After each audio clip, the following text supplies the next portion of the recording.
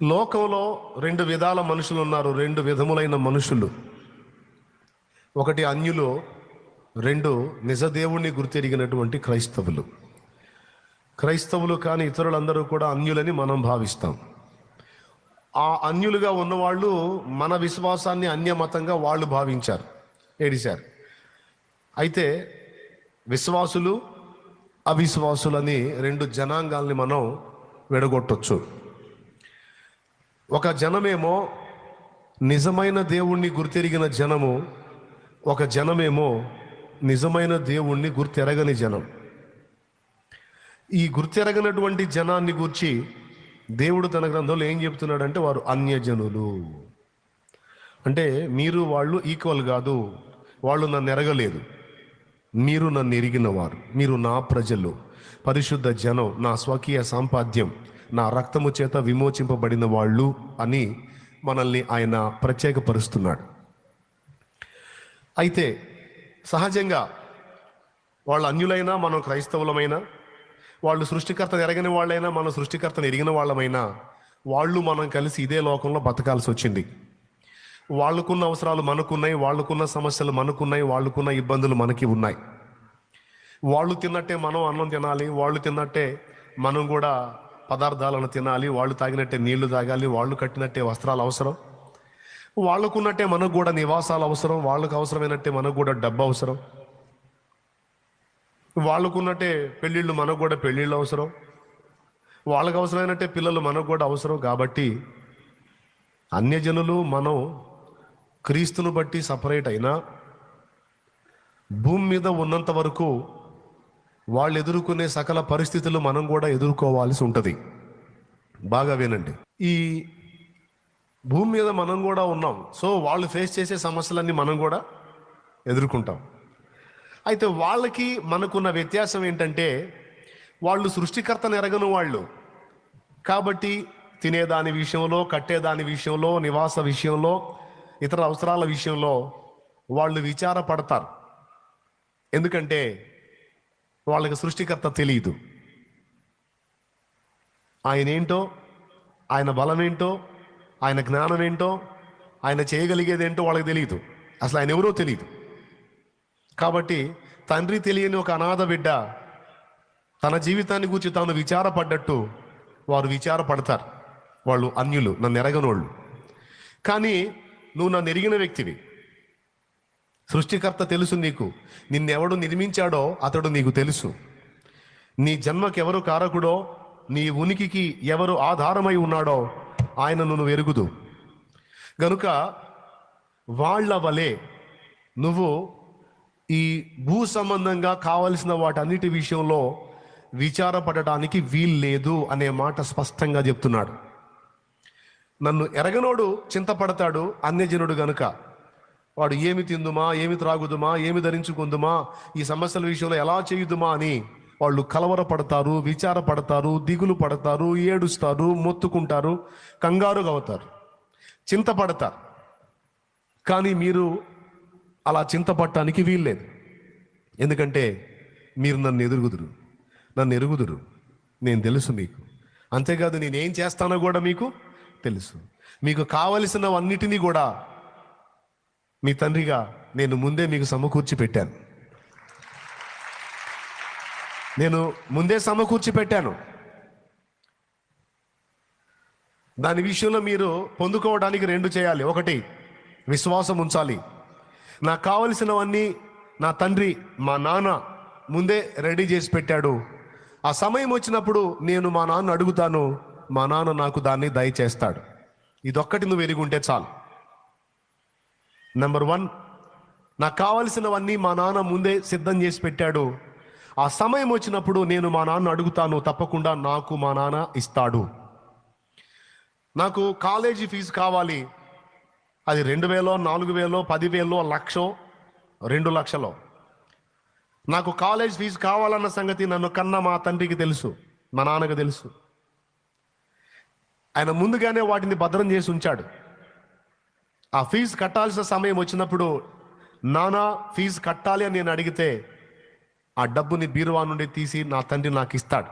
ఇది ఎలాగ నిజమో అలాగే నా పరలోక తండ్రి కూడా నాకు కావలసిన సమస్తాన్ని కూడా ముందే భద్రపరిచి ఉన్నాడు. హల్లెలూయా, హల్లెలూయా. ఇది విశ్వసించాలి, ఇది నమ్మాలి. దీనికి ఉదాహరణగా ఎన్నోసార్లు చెప్పాను. తల్లి గర్భం నుంచి మనం పుట్టేటప్పుడు మనకు కావాల్సినవన్నీ మనం ఏర్పరచుకోవాలా.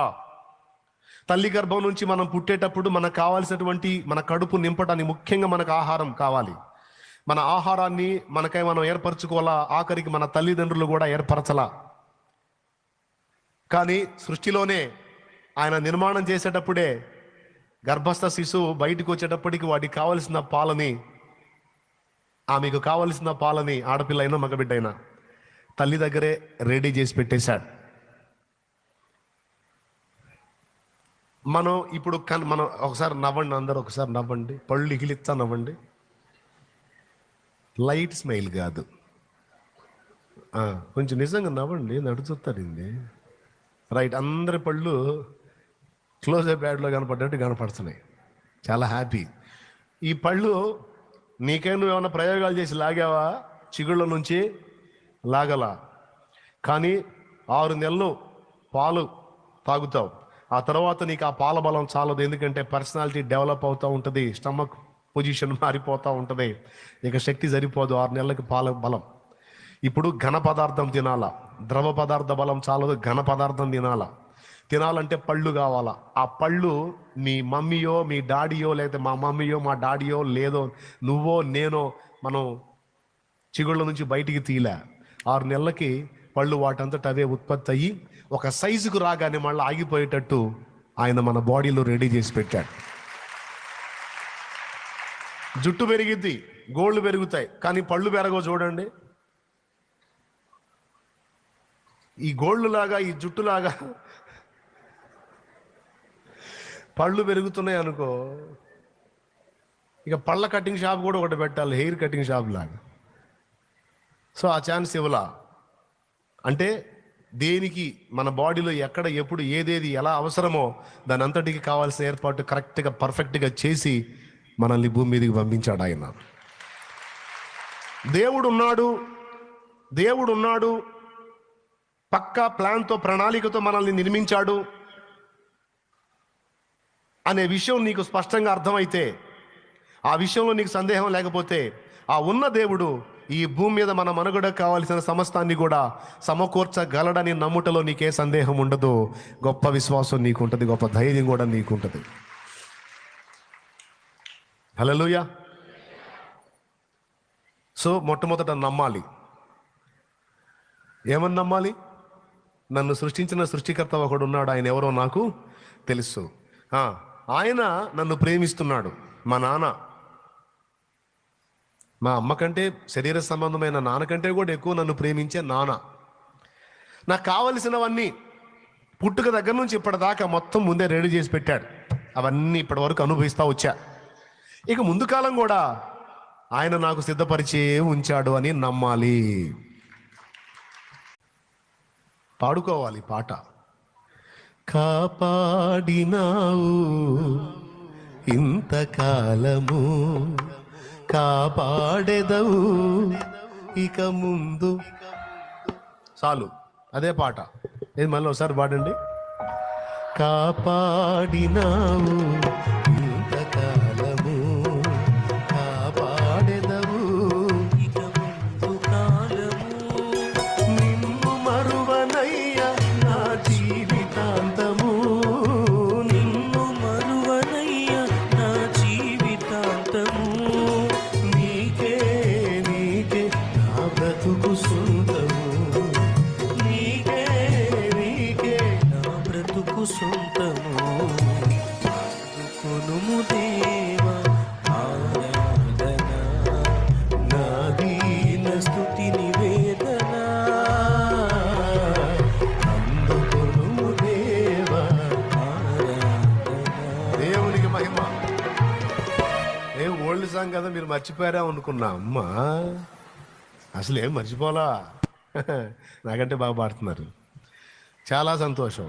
పాట మర్చిపోవద్దు. కాపాడాడు ఇంతకాలం, కాపాడతాడిక. అది విశ్వాసం ఉంచాలి ఆ పాయింట్లో. రెండవది, ఆ సమయం వచ్చినప్పుడు ఆయన అడగాలి. ఏ సమయం వచ్చినప్పుడు? ఏ అక్కరలోనైనా, ఏ పరిస్థితిలోనైనా నీ అక్కరలన్నీ ముందే ఎరిగి ఉన్న తండ్రి నీకు పరిచయం అయ్యాడు. నువ్వు ఆయనకి తెలుసు, ఆయన కూడా నీకు తెలుసు. కాబట్టి ఏమాత్రం సందేహించకుండా నీకు కావలసినవి ఆ సందర్భాలను బట్టి నువ్వు ఆయన అడగొచ్చు, పొందొచ్చు.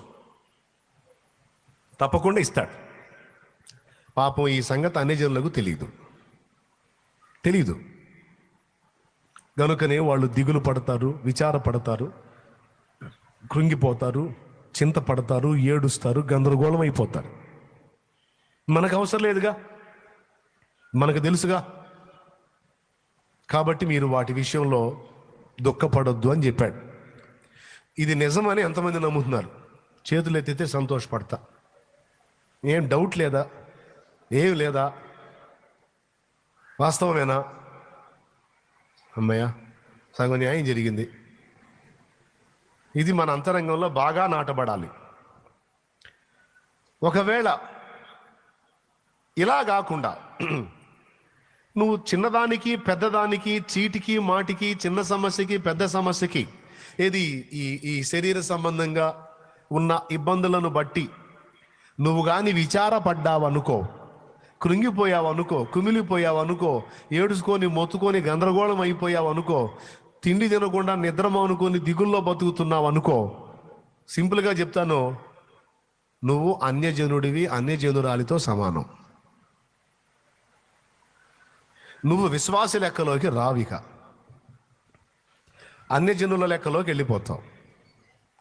పచ్చిగా చెప్తున్నా మళ్ళీ, భూ సంబంధమైన వస్తువుల విషయంలో, అవసరతల విషయంలో, డబ్బు విషయంలో, ఇతర సమస్యల విషయంలో నువ్వు కానీ దిగులు పడి, విచారపడి, కృంగిపోయి, కుమిలిపోయి, కలవరంలో బతుకుతుంటే అన్యజనులకు నీకు అట్టే తేడా లేదు. వాళ్ళు విచారిస్తారు వేటి గురించో, వాటి గురించే నువ్వు కూడా విచారాన్ని కలిగి ఉన్నావు, కృంగిపోతున్నావు. అవన్నీ నీ తండ్రి నీకు సిద్ధపరిచాడని, తగిన కాలం ముందు అవన్నీ నీకు అందుబాటులో తెచ్చి ఇస్తాడని నువ్వు నమ్మలేకపోతున్నావు. అందుకే కలవరంలో బతుకుతున్నావు. అలా కాదు, నా తండ్రి ఉన్నాడు, తప్పకుండా తగిన కాలం ముందు నా అవసరతను గుర్తెరిగి నాకు ఇస్తాడు, నేను ఆయనకి ప్రార్థన చేస్తాను, నేను ఆయన కార్యం కొరకు ఎదురు చూస్తాను, ఆయన్ని అడుగుతాను, ఆయన దగ్గర పొందుకుంటాను అని నువ్వు కానీ ఉండగలిగినట్లయితే, అలా వ్యవహరించగలిగినట్లయితే నువ్వు విశ్వాసివి. ఎందుకంటే ఇప్పుడు కలవరంలో బతకట్లా. నువ్వు లోకస్తులు వేటి గురించి కలవరపడుతున్నారో వాటిలో నీ కలవరం లేదు. నీకు ఇల్లు లేదని కలవరం లేదు, నీకు ఆస్తులు లేవని కలవరం లేదు, నీకు అప్పులైనని కలవరం లేదు, నిందిస్తారేమో, విమర్శిస్తారేమో, దూషిస్తారేమో అనే కలవరం లేదు. ఎందుకంటే ఒకవేళ నన్ను తిడితే, ఎవడైనా నన్ను రోడ్డుకు లాగితే, ఎవడైనా నన్ను నవ్వుల పాలుగా మాట్లాడితే, నవ్వుల పాలు చేద్దామని ఒకవేళ ఎవడైనా సాహసిస్తే, నాకు మా నాన్న ఉన్నాడు. నాకు ఎవరున్నారు? ఆయనకు తెలియకుండా జరగదుగా. కాబట్టి నన్ను నవ్వుల పాలు కావడానికి అప్పగించాడు అనుకో, ఆయన చిత్తం. నా కోసం వచ్చి ఆయన అన్ని అవమానాలు భరించినప్పుడు నేను చేసిన బుద్ధిహీనమైన పనులకు 4 మాటలు పడితే తప్పే ఉంది. అది కూడా నా తండ్రి చిత్త ప్రకారం ఆయన అనుమతిస్తేనే ఎవడైనా నన్ను దూషించి మాట్లాడగలుగుతాడు. కలవరంలో బతికితే ఎవరని చెప్పాను? నువ్వు విశ్వాసివా, అన్యజనుడివా? అన్యజనురాలివా, విశ్వాసివా? రైట్. స్పష్టంగా చెప్పాడు. మళ్ళీ వాటి గురించి మీరు చింతపడద్దు, కలవరపడద్దు. ఇవన్నీ మీకు కావాలని మీ పరలోకపు తండ్రికి ముందే స్పష్టంగా రాసుంది. అక్కడ మీ తండ్రికి ముందే తెలుసు. కాబట్టి ఆ సందర్భం వచ్చినప్పుడు ఒక మాట అడుగు, ఆయన చూసుకుంటాడు. అప్పచెప్పు, నిరీక్షణ కలిగి ఉండు. ఇవి గత 21 సంవత్సరంగా నా జీవితంలో, 21 సంవత్సరంగా విశ్వాసంలో నేను ప్రభులోనికి వచ్చి ఇంచుమించు 21 సంవత్సరం అయితే, ఈ 21 సంవత్సరంగా నాకెప్పుడు ఏది కావాలో, ఏ సమయానికి ఏది అందాలో అదంతా ఇన్ని సంవత్సరాలుగా ఆయన నాకు అందించడం, నేను దాన్ని అందిపుచ్చుకోవటం, అనుభవించి చెబుతున్నా. అనుభవం లేకుండా చెప్పట్లా. కలవరంలో, విచారంలో నన్ను బతకనీలా. ఆయనను కూర్చున్న ఆనందంలో, ప్రభువునందు సంతోషంలో నా మనుగడ సాగించాడు ఆయన. అబ్బా ఇది ఎట్లా చేయాలా, ఇది ఒక సమస్య అయిపోయిందే అని నేను దిగులు పడే ఆలోచన లేదు. అది ఎంతటిదైనా సరే దాన్ని వంచి నా చేతికి అప్పచెప్పగల నా దేవుడు నాకున్నాడని ఒక ధైర్యం, మొండి ధైర్యం. ఎల్లప్పుడూ నేను సంతోషంగా ఉండి ప్రశాంతంగా ఉండటానికి, ఆనందంగా ఉండటానికి అదొక కారణం. ఆయన్ని బట్టి నిరీక్షణ, ధైర్యం. దీన్ని ఇంతసేపు ఎందుకు చెప్పానంటే, ఎంత చెప్పినా సరే మీ మైండ్లు ఎట్లా ఉంటాయంటే, ఇప్పుడు వింటారు బాగానే, అంతే మరి ఏదైనా ఆయన చిత్తం లేకుండా ఏం జరిగిద్ది, కరెక్టే లే అయ్యా, అంతేలే, మేము అనవసరంగా ఆందోళన పడుతున్నాం, కానీ ఆయన చేయాలనుకుంటే ఎందుకు చేయడు, నిజమేలే, అంతే ఉండాలి అని ఇక్కడ బాగానే అనుకుంటారు. కూటమైపోయాడు బయటికి బాగానే, ఎట్ట చేయాలో ఏమో అని మళ్ళీ మొదలు పెడతారు. అందుకని నేను చెబుతున్నా, దయచేసి చంచల మనస్కుల్లాగా ఉండకండి. దేవుని యందలి స్థిర విశ్వాసం కలిగి ధైర్యంగా ఉండండి. మీరు చెప్పండి, ఉన్నయన్నీ అమ్మి సగమేమో పేదలకి ఇచ్చి సగమేమో చేసిన తప్పులు దిద్దుకోవడానికి ఖర్చు పెడితే ఇంటోళ్ళకి ఏం మిగిలిద్దే?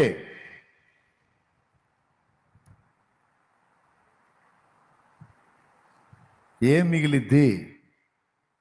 మిగిలిద్ది. ఏం ముష్టి స్తోత్రం చెప్పండి. చేతులు ఎత్తట్లా, సాలిపోయినట్టుంది. రెండు చేతులు ఎత్తట్లా. రైట్. ఇంటి వాళ్ళకి ఏం మిగిలిద్దా?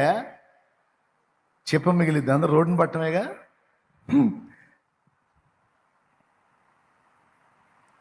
కానీ యేసుప్రభు ఏమన్నాడో తెలుసా? జక్కైని చూపించి ఆ జన సమూహానికి, ఇతడును అబ్రహాము కుమారుడే, అంటే విశ్వాసంలోకి వచ్చాడు, నేడు ఈ ఇంటికి రక్షణ వచ్చిందన్నాడు. మారు మనసు పొందింది, తప్పులు దిద్దుకుంటానని చెప్పింది, సమాజానికి సేవ చేస్తానని చెప్పిందేమో ఇంటి మొత్తం కాదు, ఇంట్లో ఒకడు. ఈ ఒకడు చేసిన పనికి ఇంటి మొత్తానికి రక్షణ. ఆనాడు ఒకడు చేసిన పాపానికి నేల శపింపబడి ఇంటి మొత్తానికి దరిద్రం. ఈనాడు ఒకడు చేసిన తీర్మానానికి, ఒకడు తీసుకున్న నిర్ణయానికి ఇంటి మొత్తానికి రక్షణ.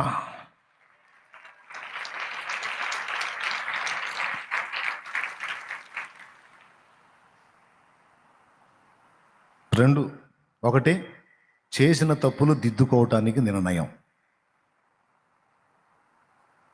మీరు బాప్తిజం పొందుతున్నారు, ఎవరు ఎడలైనా మీరు ఇబ్బందిగా ప్రవర్తించుంటే రక్షణ పొంది వెళ్తారుగా, వారితో సమాధాన పడండి. అక్క, ఒకప్పుడు నేను దురుసుగా మాట్లాడాను, అప్పుడు నేను ప్రభువుని ఎరగలేదు, ఈరోజు యేసయ్య నా జీవితంలోకి వచ్చాడు, నా అహం విరిగిపోయింది, ఒకళ్ళ మీద నేను గొప్పగా ఉండాలి, ఒకరికంటే ఇదిగా ఉండాలని ఆ గడుసుతనం నాలో పోయింది, నా ప్రభు విరగొట్టేశాడు, నేను ఇబ్బంది పెట్టినాక నన్ను క్షమించు అని నువ్వు ఈ చర్య చేయటం ద్వారా ఒప్పుకోదగ్గ ప్రతి తప్పు నీ పొరుగు వారితో, నీ ఇంటి వారితో నువ్వు ఒప్పుకొని క్షమాపణ కోరుకో. అప్పుడేం జరిగిందో తెలుసా? నీలో కలిగిన ఈ విప్లవాత్మకమైన మార్పును చూసి వాళ్ళు ఆలోచనలో పడతారు. వీడు ఇంత మిడిమాల పోడు, కదిలితే అనుకుంటా మీదకి వచ్చేవాడు, వీడేంద్ర నన్ను క్షమాపణ అడుగుతున్నాడు. ఈ అమ్మాయి అసలు బజారు ఎక్కి భయంకరంగా కూసే మనిషి, అక్కా క్షమించు, అమ్మా క్షమించు అంటుందేంది? అప్పుడు వాళ్ళకి అర్థమైంది, నిజంగా యేసు ప్రభు హృదయాలను మార్చే దేవుడు, యేసు ప్రభు జీవితాలను మార్చే దేవుడు. నాకంతే జరిగిందండి. ఓసారి మా అమ్మకి నాకు గొడవైంది, ప్రభువుని నమ్ముకున్న తొలి దినాల్లో. అప్పుడే సేవలోకి ఇంకా వస్తున్నా. మా అమ్మకి నాకు పడదు, వద్దన్న మాటలు మాట్లాడుతుంటుంది, చెప్పినవి చేయదు, పెడగా మాట అందరూ అంటుంది. అందుకని దేవుణ్ణి నమ్ముకున్నాగా గద్దించా, నువ్వు ఇంట్లో ఉండదు పో, ఉన్నావంటే నేను అని ఏదో తిట్టి పంపించా. మా అమ్మ పోయి ఆ గుంటూరులో ఉన్న మందిరాలన్నీ తిరిగింది. సాయంత్రం దాకా ఉండనిస్తున్నారు, కానీ సాయంత్రానికి ఎవరు ఉన్నట్లా, ఉండకూడదమ్మా, 8 కల్లా వెళ్ళిపోవాలని తలుపులేస్తున్నారు. పాపం వెళ్ళి తిరిగి బస్ స్టాండ్లో నిద్రపోయింది. మా అమ్మ 18 సంవత్సరాల క్రితం జరిగిన సంఘటన చెప్తున్నాను నేను. చివరికి అక్కడి నుంచి మరుసటి రోజు మా రెండో అక్క దగ్గరికి వచ్చి అక్కడ ఉంటుంది. 2 రోజులు అయిపోయింది. నేను మోకరించి ప్రార్థన చేస్తున్నా. నాతో దేవుడు మాట్లాడట్లా. నా అంతరంగంలో సమాధానం లేదు. మోకరిస్తున్నా, స్తుతులు చెబుతున్నా, పాటలు పాడుతున్నా, ప్రార్థన చేస్తున్నా, కానీ అదంతా డ్రైగా ఉంది, పొడిగా. దేవుని ఆత్మీయ స్పర్శ నాకు అందట్లా. ఆ వెలితి నాకు అర్థమవుతుంది. దేవుని ముందు మోకాళ్ళుని అడిగాను, ఎందుకు తండ్రి నాలో ఏదో వెలితి ఉంది, ఎందుకు నీలో ఆనందించలేకపోతున్నాను, నీ ఆత్మీయ స్పర్శ అనుభవించలేకపోతున్నాను, కనికరించి నాకు బయలుపరచు అంటే, నీ తల్లిని నువ్వు తృణీకరించి వెళ్ళగొట్టావు. నీ తల్లిని ఆమె ముదిమి యందు నిర్లక్ష్యము చేయవద్దని నేను చెప్పలేదా? నీ తల్లిని ఆమె ముదిమి యందు నిర్లక్ష్యం చేయొద్దని నేను చెప్పానా లేదా? నేను నీకు ఇచ్చే దేశంలో నీవు దీర్ఘాయుష్మంతుడు అగినట్లు నీ తల్లిని సన్మానించు, నీ తండ్రిని సన్మానించు, వాళ్ళకి ఇవ్వాల్సిన గౌరవం వాళ్ళకి ఇవ్వు.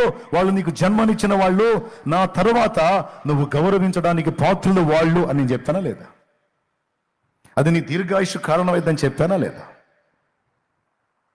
నీ తల్లిని వెళ్ళగొట్టి నువ్వు వచ్చి నా దగ్గర మోకాళ్ళుని ప్రభువా, తండ్రి, నాయన అంటే నేను ఎట్లరా ఒప్పుకునేది?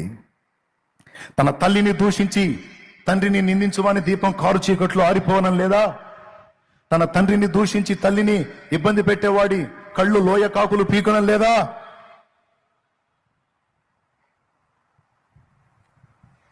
నువ్వు మారు మనసు పొందాలన్నాడు. నా ఫీలింగ్ ఏంటంటే నా తప్పేం లేదు, ఆమె నోరేసుకొని అరుస్తూ ఉంటుంది. మరి దేవుణ్ణి నమ్ముకున్నా కేకలేయొచ్చా? దేవుణ్ణి నమ్ముకున్నాక మనం ఎంత ఓర్పు ఉండాలి, సహనం ఉండాలి, త్యాగం ఉండాలి, ఎంత సుగుణం ఉండాలి. దేవుణ్ణి నమ్ముకోకపోతే మనం బజారెక్కి కూర్చున్నా ఎవడు అడిగేవాడు ఉండడు. దేవుణ్ణి నమ్ముకున్నా మనం మారిన జీవితం కనపడాలి కదా అంటాను నేను. ఆమెమో కాసేపు అంతేనయ్యా అంటది, కాసేపు ఏమో రివర్స్ అయింది, కేకలేస్తుంది, సాక్ష్యం పోయిద్దని నా టెన్షను. అందుకని నా తప్పు కాదు. దేవుడు అంటాడు, సరే నువ్వున్న మెట్లు ఆమె ఉండాలనే లేదుగా, ఆమె ఇప్పుడిప్పుడే కదా లైన్లోకి వస్తుంది. నువ్వున్న అంతస్తులోకి ఆమె వచ్చిన దాకా నువ్వు ఓర్చుకోవాలి కదా. నువ్వు అలా రివర్స్ అయితే ఎట్లా? కాబట్టి తప్ప ఆమెది కాదు. ఆమెకు సువార్త చెప్పింది నువ్వు. ఆమె నీకు జన్మనిచ్చిన తల్లి, కానీ ఆత్మీయంగా చూసుకుంటే నువ్వు ఆమెకు తండ్రివి. ఆమె నువ్వు లేటెస్ట్గా కన్నా చిన్న పాప, ఆమె చిన్న బిడ్డరా. ఎదగాలి కదా, విరగాలి కదా. ఆమె కూడా నాకు సిగ్గు వచ్చింది. ఇంట్రెస్ట్గా వింటున్నారా? వదిలిపెట్టమంటారా? రైట్. నేనే వదిలిపెట్టనులే. వదిలిపెట్టేదానికి అది కోటాలు పెట్టింది. దేవునికి స్తోత్రం, హల్లెలూయా. సరే, నేను మోకాళ్ళ మీద నుంచి లేచి తీర్మానం చేస్తున్నా, తండ్రి నేను వెళ్ళి అమ్మని తీసుకొస్తాలే నాయన అని. ఇక బయలుదేరేటప్పుడు మనలో అహం. ఫస్ట్ నుంచి ఆమెని ఒప్పుకొని నేను కోపడుతూ ఉంటాను. ఇక ఇప్పుడు సుబ్బయ్య తోటలో మా అమ్మ ఉంది, శాంతినగర్లో నేను ఉన్నాను. ఇక్కడ నుంచి ఆడికి పోయేలోపు రిహార్సల్ వేసుకుంటున్నా. రిహార్సల్ ఏంటి? మా అమ్మ దగ్గరికి పోయినప్పుడు ఎలా మాట్లాడాలి అనేది. ఆమె నన్ను చూసి మొహం మార్చిద్ది, నాకు తెలుసు. అప్పుడు నేనేమనాలంటే, అమ్మ దగ్గరికి పోయి ఏమనాలి?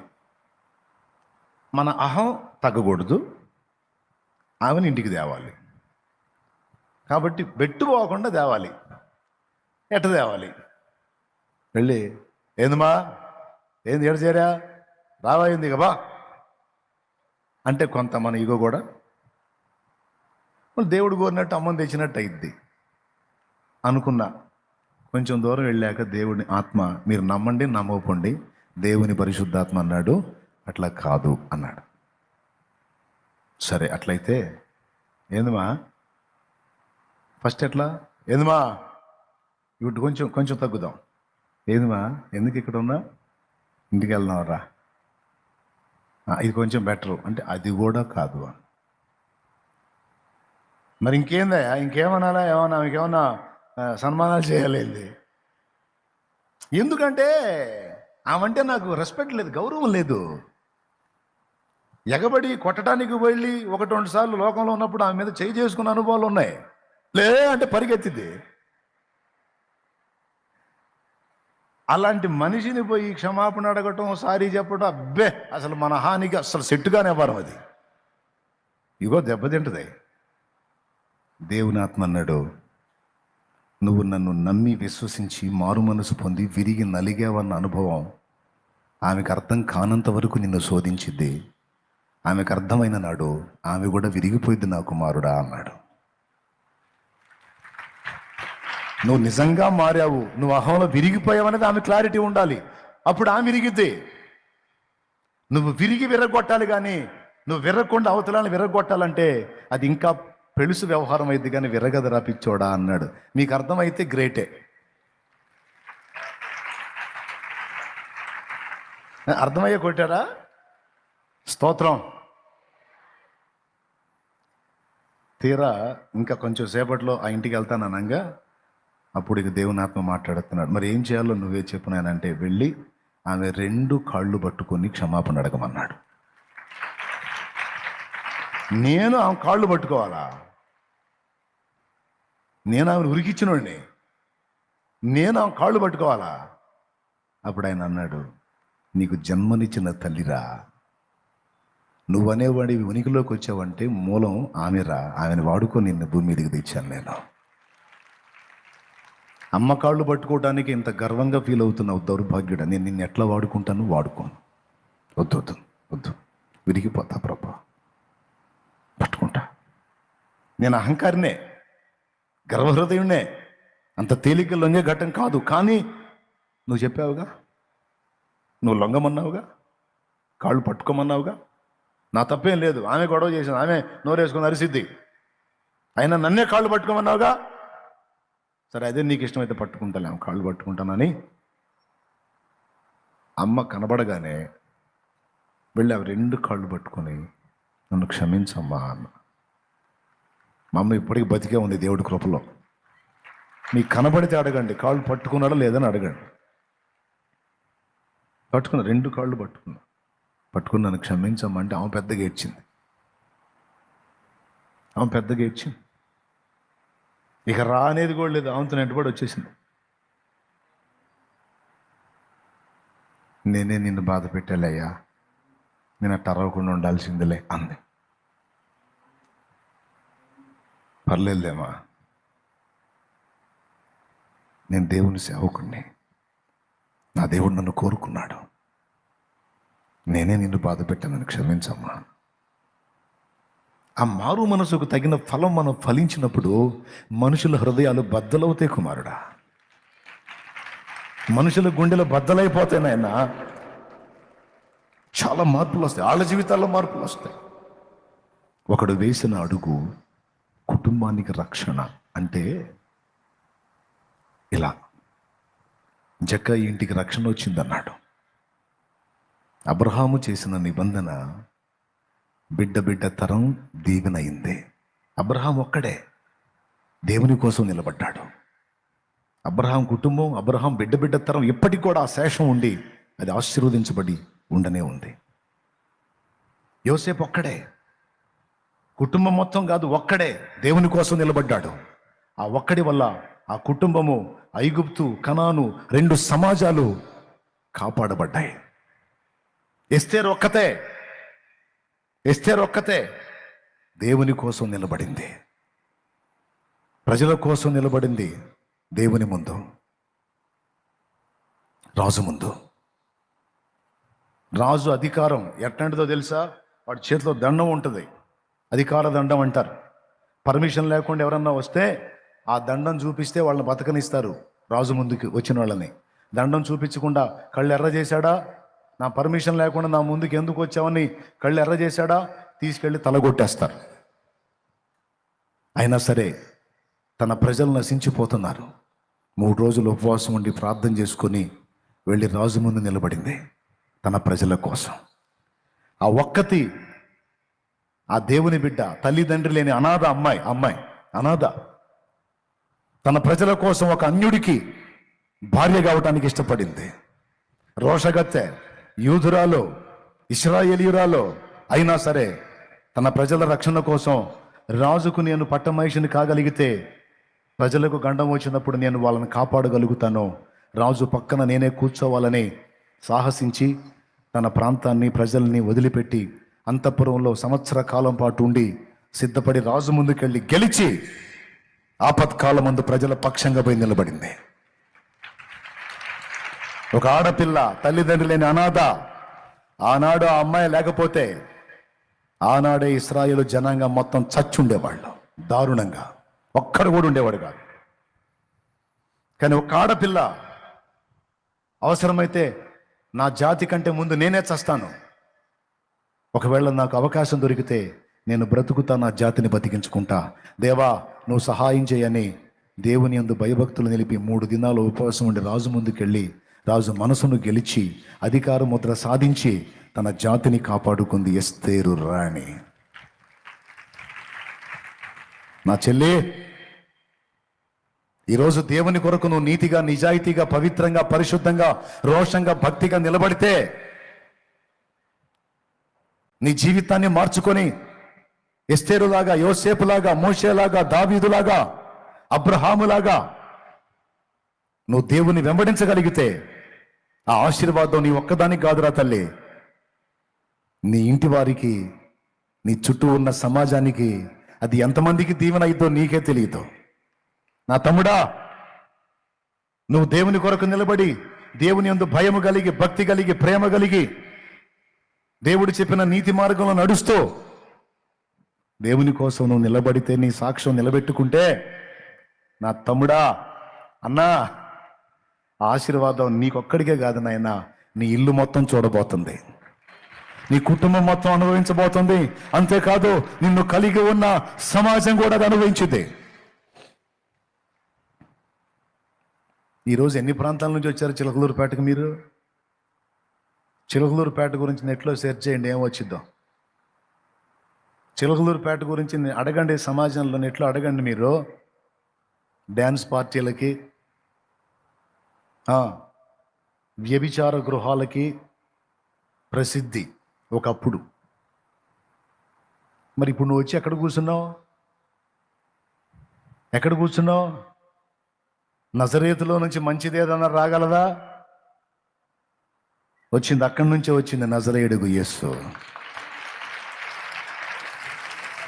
ఎచ్చుల కోసం చెప్పట్లా, దేవుని కోసం నడుం కట్టి మనం నిలబడగలిగితే దాని ప్రభావం మనకి, మన కుటుంబానికే కాదు, మన సమాజానికి కూడా ఉంటుంది అంటానికి ఇది ఒక చక్కని సాక్ష్యం. ఇంతకు మించిన సాక్ష్యం ఏం కావాలి? ఈ కృప ఎవరికి దక్కింది? నేను అదే చెబుతున్నాను. సేవ చేస్తున్నావా? అట్లయితే సేవ కూడా నువ్వు నిజాయితీగా నిలబడవు.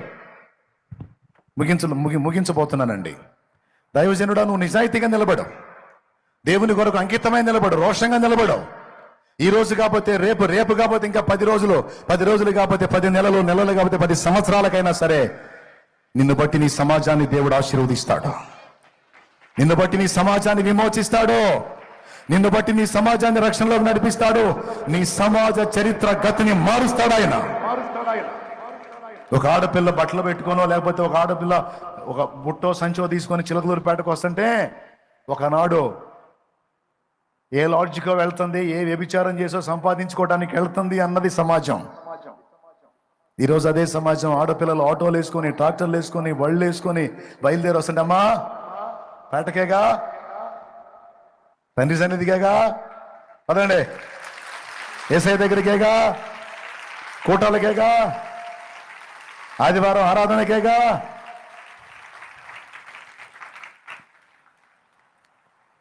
ప్రతి ఆదివారం, ఈరోజు ఒక్కరోజు అనుకున్నారు ఈ కోలాహలం, ఇందులో సగం మంది ప్రతి ఆదివారం ఉంటారు అక్కడ. నా దేవుడు అన్యాయస్తుడు కాదు. నిన్నేం అడుగుతున్నాడు సోదరా? దేవుని కోసం నిలబడ్డ నిన్నేం అడుగుతున్నాడు? నీకు కావాల్సిన ఆహారం పెడుతున్నాడు దైవజనుడా. వస్త్రాన్ని ఇస్తున్నాడు, నువ్వు నడిపే బండిని ఇస్తున్నాడు, నీకు కావలసిన సమస్తం ఇస్తాడు. నిన్ను నన్ను ఒక్కటే చేయమన్నాడు, సాక్ష్యాన్ని కాపాడుకోమన్నాడు, పరిశుద్ధతను కాపాడుకోమన్నాడు, భక్తిని నిజాయితీగా చేయమన్నాడు. నువ్వు చేతులుంచినప్పుడు బిడ్డల జీవితాల్లో నేను కార్యములు చేయనట్లు నీ దేహమును నా ఆలయముగా సమర్పించి నిలవమన్నాడు.